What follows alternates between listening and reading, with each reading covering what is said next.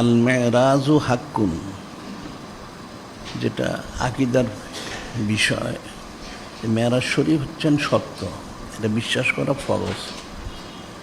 কেউ যদি বিশ্বাস না করে সে ইমানদার থাকতে পারবে না। কারণ মহাসম্মানিত মহাপবিত্র কিতাব কালামুল্লাহ শরীফ, মহাসম্মানিত হাদিস শরীফ, ওনাদের মাধ্যম দিয়ে বিষয়টা প্রমাণিত। যিনি খালিক, যিনি মালিক, যিনি রব হল জন্ম করেন। অনেক আয়াত শরীফ রয়েছে, তার বিশেষ আয়াত হচ্ছেন এটা সূরা বানী ইসরাঈল শরীফ, ওনার প্রথম আয়াত শরীফে যিনি খালিক, যিনি মালিক, রব মহান নিঃসন্দ করেন।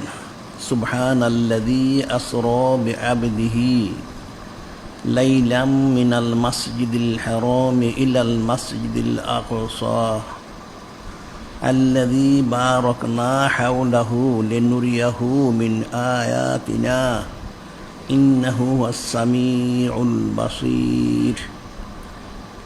এই মহাসম্মানিত মহাপবিত্র আয়াত শরীফ, ওনার মধ্যে যিনি খালিক, যিনি মালিক, যিনি রব মহান আল্লাহ, তিনি মেরাজ শরীফ ওনার পুরনো বিষয়টা ইরশাদ মোবারক করেছেন। সুবহানাল্লাহি ওয়া সাল্লাল্লাহু আলাইহি ওয়াসাল্লাম। এখন যেটা কি তোমরা খয়রুল কালামে মা কল্লা ওয়া দাল্লা ওয়ালা ইউমিল্লু, অর্থ হচ্ছেন উত্তম কালাম হচ্ছেন অল্প বুঝায় বেশি, যেটা মানুষের জন্য বিরক্তিকর নয়। পুরা কালামুল্লাহ শরীফ, সমস্ত হাদিস শরীফ একইভাবে বর্ণিত রয়েছেন। সুবহানাল্লাহি রাসূল সাল্লাল্লাহু আলাইহি ওয়াসাল্লাম।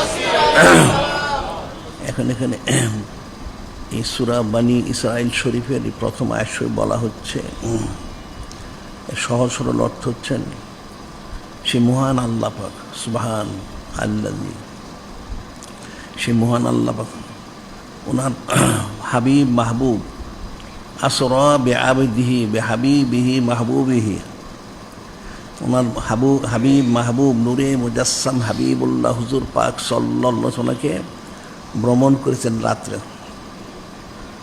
লাইলাম মিনাল মাসজিদিল হারামি ইলাল মাসজিদিল আকসা, এই মহাসম্মানিত মহাপবিত্র কাবা শরীফ থেকে মহাসম্মানিত বাইতুল মুকাদ্দাস শরীফ পর্যন্ত ভ্রমণ করেছেন। এখানে এটা প্রথম বর্ণনা করা হয়েছে। সুবহানাল্লাযী আসরা বিআবদিহি লাইলাম মিনাল মাসজিদিল হারামি ইলাল মাসজিদিল আকসা, সে মসজিদুল আকসা শরীফের বর্ণনা আল্লাহ দিচ্ছেন। আল্লাযী বারাকনা হাওলাহু লিনুরিয়াহু মিন আয়াতিনা, বারাকনা হাওলাহু, বারাকনা হাওলাহু, যে মসজিদুল আকসা শরীফ তার আশপাশ বরকতময়। সুবহানাল্লাহি ওয়া সাল্লাম। এবং এরপর আবার বলেছেন লিনুরিয়াহু মিন আয়াতিনা, আমার নিদর্শন মোবারক ওনাকে দেখানোর জন্য, প্রদর্শন করার জন্য আমি এই মেরাজ শরীফ এই সম্পাদন করেছি। ইন্নাহু হুয়াস সামিউল বাসীর, নিশ্চয় যিনি খালিক, যিনি মালিক আল্লাহ, তিনি সব শোনেন, সব দেখেন। সুবহানাল্লাহি ওয়া বিহামদিহি।